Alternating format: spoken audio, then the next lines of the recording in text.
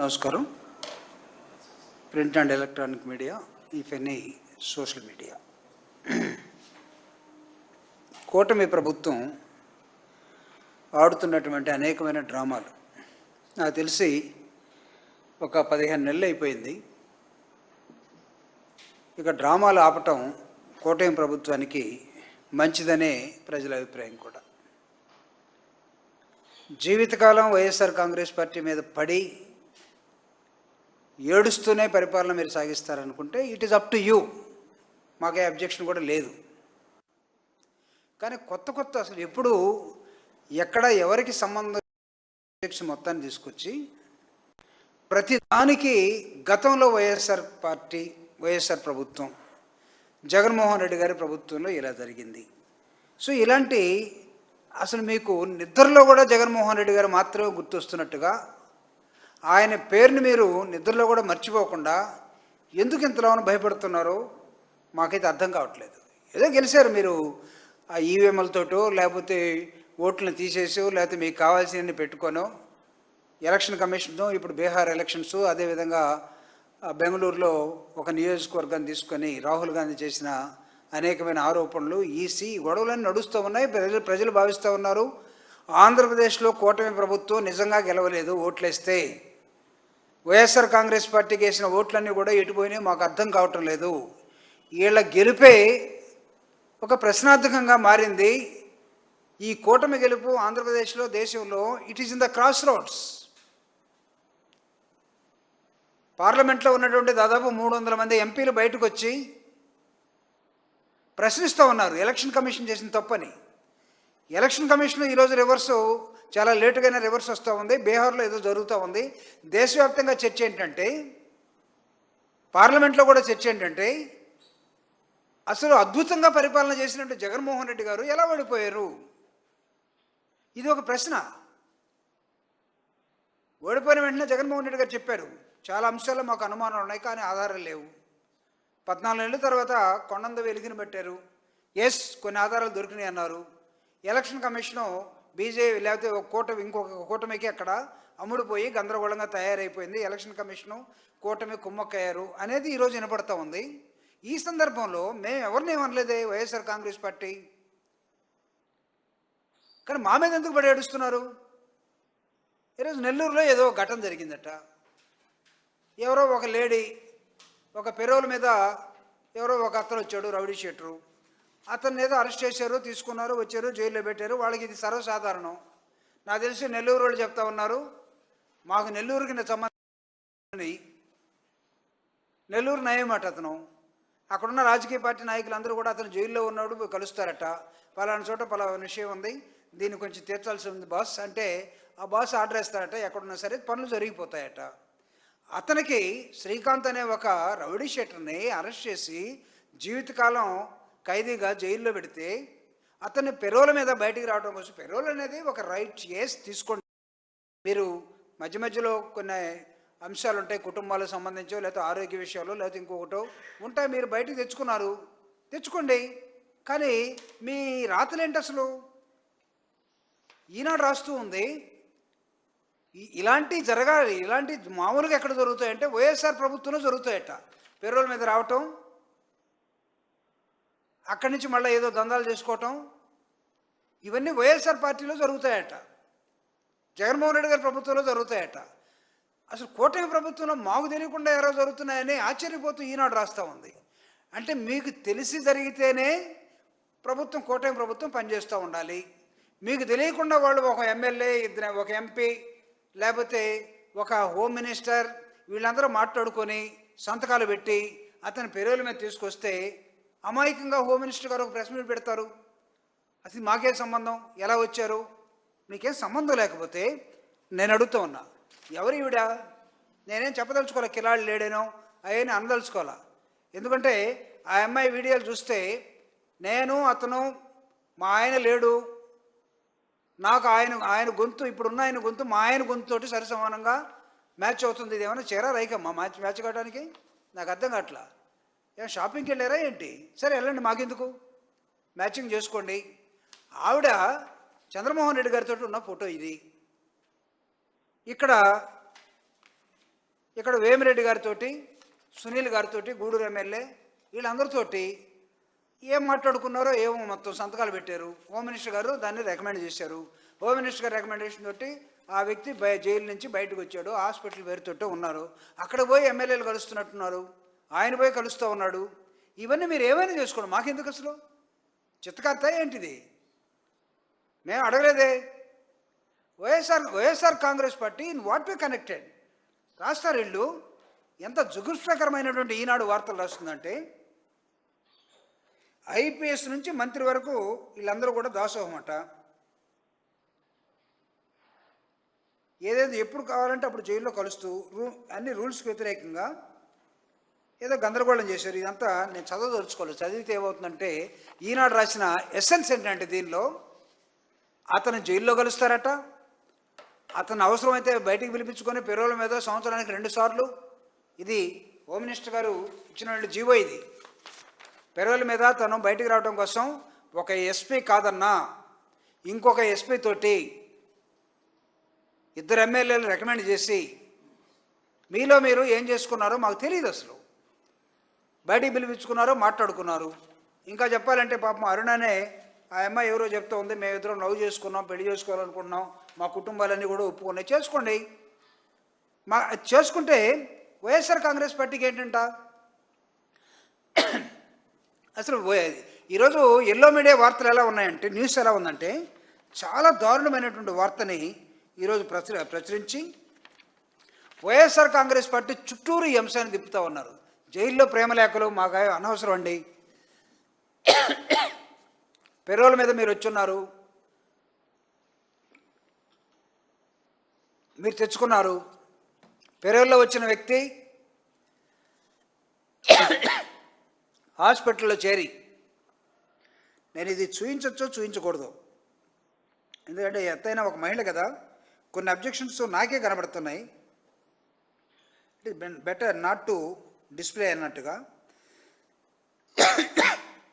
Still మీరు వైఎస్ఆర్ కాంగ్రెస్ పార్టీని blame చేయటం కోసం జగన్మోహన్ రెడ్డి గారి ప్రభుత్వంలో జరగాల్సినటువంటి ఇలాంటి అంశాలు కూటమి ప్రభుత్వం ఎలా జరుగుతాయని ఈనాడు ఆశ్చర్యపోతూ ఉంది. ఎప్పుడన్నా జగన్మోహన్ రెడ్డి గారి ప్రభుత్వంలో ఇలాంటి వార్తలు ఉన్నాయా? మై డియర్ ఈనాడు, లేవే. అంటే మీకు తెలియకుండా ఏదైనా కూటమి ప్రభుత్వంలో జరిగితే మీరు దానికి వైఎస్ఆర్ కాంగ్రెస్ పార్టీ ప్రభుత్వానికే కనెక్ట్ చేసి, అక్కడైతే పర్లేదు మాకు తెలియకుండా జరిగినాయి, ఇక్కడ ఎట్లా జరుగుతాయని మీ ఆశ్చర్యానికి వైఎస్ఆర్ కాంగ్రెస్ పార్టీ ఎందుకు బలి కావాలి అసలు? This is too much. ఎంత దరిద్రమైన వార్తలు రాశారంటే, నాకు తెలియకుండానే చూపించకూడదు అనుకుంటానే నేను మీకు కొన్ని అంశాలను చూపిస్తున్నాను. If somebody having any objection, I'm sorry, but still my conscious is telling to me చూపించండి, నో ప్రాబ్లం అని చెప్తా ఉంది. దాని ప్రకారం నేను చూపిస్తున్నాను.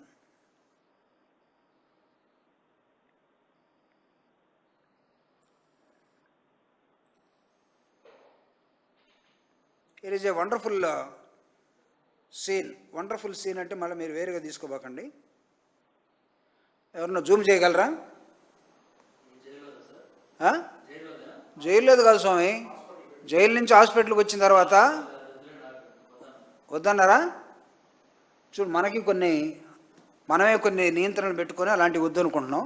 కానీ వైఎస్ఆర్ కాంగ్రెస్ పార్టీని బ్లేమ్ చేయటంలో what would be there plan?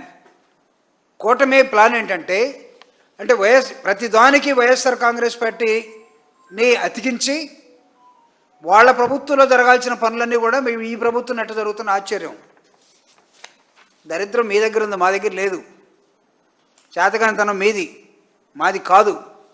ఈరోజు పెరోల్ మీద వచ్చినటువంటి ఒక వ్యక్తి ఎలాంటి తీవ్రవాదో, లేకపోతే ఎలాంటి అరాచకవాదో, ఎలాంటి గోండానో నేను మొట్టమొదట నా ప్రియాంబులని చెప్పాను. జూనియర్ నయూం నెల్లూరులో పిలుస్తారు, ప్రతి వ్యక్తి అక్కడికి వెళ్ళాల్సిందే. అక్కడి నుంచి కన్సల్ట్ అయ్యి అక్కడి నుంచి పనులు చేయించుకునే నేపథ్యంలో నెల్లూరులో ఉన్న రాజకీయం అక్కడ నడుస్తుంది. ఇప్పుడున్నటువంటి తెలుగుదేశం పార్టీలో ఒక ఎమ్మెల్యేకి, ఒక ఎంపీ గారి దగ్గర ఉండే ఇంకొక వ్యక్తికి పడక ఇవన్నీ బయటకు వచ్చి దాన్ని ఎలా సరిదిద్దాలో తెలియక, ఫెవికోల్ ఎలా అంటించాలో తెలియక, సోప్ ఎలా పూయాలో తెలియక ఈనాడు ఏం చేస్తుందంటే ఆ సోపులు పూసే క్రమంలో ఇవన్నీ జరగాల్సిందే వైఎస్ఆర్ కాంగ్రెస్ పార్టీలో కదా, ఇక్కడట దొరుకుతాయి అన్న ఒక విచిత్రమైన వాదన తీసుకొచ్చి దీన్ని వైఎస్ఆర్ కాంగ్రెస్ పార్టీ చాలా సీరియస్గా ఖండిస్తూ ఉంది.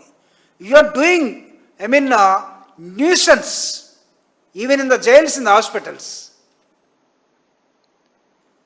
మీకు సాఫీగా ప్రభుత్వం నడిపే అలవాటు మీకు లేదు. కూటమికి మీకు చేత కావట్లేదు. ఫస్ట్ ఆఫ్ ఆల్ మీరు చేసిన ప్రామిస్ ఒకటి, మోసం చేసిన విధానం ఒకటి, ప్రజలు నమ్మింది ఒకటి, పొరపాటున మీరు గెలిచారు. గెలిచిన తర్వాత మీ అన్ని దందాలే. మాట్లాడతానన్నవాడు, ప్రశ్నిస్తా అన్నవాడు అడ్రస్ లేడు. ఈరోజు సుగాలి ప్రీతి కర్నూలు నుంచి వీల్ చైర్ మీద బయలుదేరింది వాళ్ళమ్మ. మేము గెలిచిన వెంటనే ఫస్ట్ కేసు నీదే, నేను టేకప్ చేస్తానన్న పవన్ కళ్యాణ్ గారు అడ్రస్ లేకుండా తిరుగుతూ ఉన్నాడు, అతను ఎక్కడున్నాడు అని తిరుగుతూ బయటకు వస్తున్నారు. వాళ్ళు అక్కడ ఆపేశారు. మాట్లాడతారన్నవాళ్ళు, ప్రశ్నిస్తారన్నవాళ్ళు ప్రశ్నించకుండా వాళ్ళ అవసరాల కోసం వాళ్ళు కాంప్రమైజ్ అయిపోయినారు. చేసుకోండి మీరు. కానీ వైఎస్ఆర్ కాంగ్రెస్ పార్టీకి, జగన్మోహన్ రెడ్డి గారికి, జగన్మోహన్ రెడ్డి గారి ప్రభుత్వానికి ఏం సంబంధం ఇది? నేను పదే చెప్తున్నాను. ది ఎసెన్స్ అంటే ఎంటైర్ స్టోరీ, వీళ్ళు చేసినటువంటి స్టోరీ అంతా ఏంటంటే జగన్మోహన్ రెడ్డి గారి ప్రభుత్వంలో జరగాల్సినటువంటి ఇలాంటి పనులు ఈ ఎన్డీఏ కూటమిలో ఎలా జరుగుతున్నాయి, ఈ కూటమి ప్రభుత్వంలో ఎలా జరుగుతున్నాయి, నాకు తెలియకుండా ఎలా జరుగుతున్నాయి, మేము రాస్తేనే కదా జరగాల్సింది. ఈనాడు అదేవిధంగా ఇంకొక పత్రిక చెప్తా ఉన్నారు. అంటే వాళ్ళకి తెలిసి వాళ్ళ కనసరణలో జరిగితేనే జరిగినట్టు, లేకపోతే వాళ్ళు ఆశ్చర్యపోతూ ఇది అక్కడైతే పర్లేదు ఇక్కడ ఎలా జరుగుతుంది, ఇది దయచేసి మాకు పుయ్యవకండి. మీరు ఏమైనా మాట్లాడుకోండి. మీరు హాస్పిటల్కి వచ్చిన తర్వాత పెళ్ళిళ్ళు చేసుకుంటారా, పత్రికలు ముద్రించుకుంటారా? పాప మా అమ్మాయి అరుణ అనే అమ్మాయి మాట్లాడుతూ ఉంది. ఎవరో ఒక టీవీ ఛానల్ తోటి, ఏమయ్యా ఇంతలో అడుగుతూ ఉన్నారు, మేము మా తల్లిదండ్రులు వాళ్ళ తల్లిదండ్రులు ఒప్పుకున్నారు, మేము పెళ్లి చేసుకోవాలనుకుంటున్నాం, పెళ్లి చేసుకోవాలనుకుంటే మీరు పత్రికల్లో లేదా టీవీలో దీన్ని ఇంతలో ప్రచారం చేసి మమ్మల్ని ఏం చేయదలుచుకున్నారు? నేను ఒక ఆడపిల్లను కదా, నాకు కొన్ని మనోభావాలు ఉంటాయి, కనీసం ఆడపిల్లని గురించి సమాజం, ఈ ప్రభుత్వం ఆలోచించదా అని ప్రశ్నిస్తాం. దానికి సమాధానం చెప్పండి. అరే ప్రతి పెంటను తీసుకొచ్చి మాకు పోయాలనుకుంటే అంటే మేము కడుక్కుంటూ కూర్చోవాలనా? వైఎస్ఆర్ కాంగ్రెస్ పార్టీ ఖాళీగా ఉందనుకుంటున్నారా? ప్రజా ఉద్యమాన్ని నిర్మించే క్రమంలో మేము ఉన్నాం. ప్రజలతో మమేకం కావడం కోసం ప్రభుత్వం చేస్తున్నటువంటి అనేకమైన అధోగతి కార్యక్రమాల్ని ప్రజల్లో ఎండగడుతూ మేము ఈరోజు ఒక ప్రోగ్రాం ఇచ్చున్నాం. వాటన్నింటినీ డైవర్ట్ చేసే క్రమంలో మీరు ఒక కొత్త పెంటను తీసుకొచ్చి మాకు అంటించేసి మీరు అది వాళ్ళ వల్ల వాళ్ళు ఉంటే ఇట్లా, వాళ్ళు లేకపోతే ఇట్లా అనే మాటలు ఇది సమంజసం కాదు. ఎల్లో మీడియా దీన్ని సరి చేసుకోవాలని కూడా నేను కోరుతా ఉన్నాను. రెండోసారి లేకపోతే ఇంకొకసారి ఇదిగో ఇలాంటి ఈ వ్యవహారాన్ని ఈరోజు మీరు చేస్తున్నటువంటి మహిళల మీద మీ ఎమ్మెల్యేలే చేస్తున్న అఘాయిత్యాలు ఒక్కొక్కటి ఉత్తరాంధ్ర నుంచి, గుంటూరు నుంచి, సత్యవేడ దగ్గర నుంచి ఒక్కొక్కటి బయటకు వస్తూ ఉన్నాయి. దాని మీద ప్రజా ఉద్యమం నిర్మించడానికి ఈ రాష్ట్రంలో ఉన్నటువంటి సంఘాలు కానీ, ప్రజాస్వామ్యవాదులు కానీ, ఉద్యమకారులు కానీ దాని మీద మాట్లాడుతుంటే వీటన్నిటిని డైవర్ట్ చేసే క్రమాన్ని మీరు ఒకటి ఎత్తుకొని ఒకటి చూపిస్తూ ఉన్నారు. మీరు డైవర్ట్ చేస్తే ఇక్కడ సమస్యలు డైవర్ట్ కావు. లేదు మేము ఢిల్లీలో బిజీగా ఉన్నాం, మేము వాళ్ళని కలవటానికి పోయి వీళ్ళని కలవటానికి పోయి ఇక్కడ ఇది మాట్లాడుకుంటూ మీరని ఈ సబ్జెక్ట్ను ఒకటిని ఎత్తేసి ప్రజల ముఖాన్ని ఎత్తేసి మీరు పేపర్లోనూ లేకపోతే మాట్లాడిస్తే మాట్లాడడానికి మాకెవరికి టైం లేదు. ఇక్కడ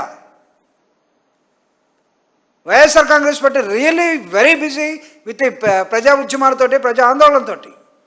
మా పార్టీ కార్యకర్తలు మొత్తం కూడా ఈరోజు the 14 months failure of the కూటమి ప్రభుత్వాన్ని ప్రజల్లో ఎండగట్టడం కోసం మేము పనిచేస్తూ ఉన్నాం.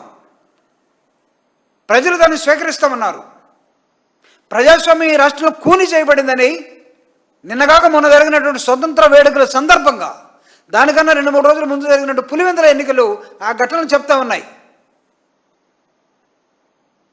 ఇష్టానుసారంగా పరిపాలిస్తూ మీరు నిరంకుశమైన విధానాన్ని అవలంబిస్తూ వైఎస్ఆర్ కాంగ్రెస్ పార్టీని 15 నెలలైనా 16 నెలలైనా మా పార్టీ పేరెత్తకుండా మీకు నిద్రపోలేని దశలో మీరు వెళ్ళిపోయి, జగన్మోహన్ రెడ్డి గారి నామస్మరణ చేయకుండా మీరు ఉండలేని దశలోకి మీరు వెళ్ళిపోయి ప్రజలు జగన్ను గుర్తు చేసుకుంటూ ఉన్నారు. ఎందుకు గుర్తు చేసుకోరు? అద్భుతమైన పరిపాలన సామాన్యుడికి కానీ, మధ్యతరగతి వాడికి కానీ, సగటు మానవుడికి కానీ, సగటు మనిషికి కానీ ఎలాంటి ప్రాబ్లం లేకుండా జగన్మోహన్ రెడ్డి గారు చేసినటువంటి పరిపాలన గుర్తెచ్చుకుంటారు. మీరు ఇస్తామన్న అన్నీ కూడా 14 నెలల తర్వాత 2-3 ప్రోగ్రాంలు ఇచ్చారు. మీరు ఒకటి మీరు ఏం చేశారంటే పెన్షన్ తప్పదు మీకు, అది ఇచ్చుకుంటూ వస్తున్నారు. దాని మీద కూడా డౌట్లు ఉన్నాయి, ఎప్పుడు తగ్గిస్తారో ఎప్పుడు ఆపేస్తారో తెలియదు. ఈరోజు మిగతా అంశాలని మీరు అనుకుంటున్నారేమో, బస్సులు మొత్తాన్ని కూడా మనం ఒక 4-5 బస్సులు ఇచ్చాం కదా దాంతోనే సరిపోతారని. మీ మిగతా 16 బస్సుల్లో ఆ బస్సుల సంగతి ఏంటి, దానిలో మేము ఎందుకు ప్రయాణం చేయకూడదు అని ఆ ప్రయాణం చేసే వాళ్ళు కానీ వాళ్ళందరూ కూడా మాట్లాడుకునే గుసగుసలు ప్రజలకు వినపడకుండా మీరు చేస్తున్నటువంటి ఈ డైవర్షన్ పాలిటిక్స్ని వైఎస్ఆర్ కాంగ్రెస్ పార్టీ చాలా సీరియస్గా ఖండిస్తూ ఉంది. వాళ్ళు డైవర్ట్ అవటానికి మేము సిద్ధంగా లేము, కానీ మాకు సంబంధం లేని ఒక అంశాన్ని వైఎస్ఆర్ కాంగ్రెస్ పార్టీలో అయితేనే జరగాలి, ఇలాంటివి ఈ కూటమిలో జరగకూడదు అని కోరుకునే ఆ పత్రికలు కానీ ఆ టీవీలు కానీ ఎవరైతే ఉన్నారో ముందు మీది కడుక్కోండి. గురిగింజ కిందే ఉందో తెలియదట, చూసుకోండి. Don't try to blame again and again YSR Congress party. It's not correct. We're not here even to support or to take it up. సీరియస్గా దీన్ని ఖండిస్తూ ఉన్నాం. ఇలాంటి అంశాలు ఎక్కడ అంశాన్ని అక్కడ చూడగలిగితే, ఇందాక హోమ్ మినిస్టర్ గారు అనుకుంటా అమాయకంగా మాట్లాడుతూ ఉన్నారు. 2 ఎమ్మెల్యేలు సంతకాలు పెట్టి ఫెరోలు అతను రావాలంటే ఒక ఎస్పీ రిజెక్ట్ చేస్తే ఆ ఎస్పీ తోటి మళ్ళీ హోమ్ మినిస్టర్ తోటి మాట్లాడి home minister circulate the file అని రాసి అనేకమైన రూల్స్ అండ్ రెగ్యులేషన్స్ మొత్తాన్ని ఇక్కడ పెడితే సంవత్సరంలో 2 సార్లు బయటకు వచ్చినటువంటి ఫెరోల మీద వచ్చినటువంటి అతను తను ఆడుతున్నటువంటి నాటకాలు. ఒక లేడీ మీరే రాస్తూ ఉన్నారు, డానుగా మారింది,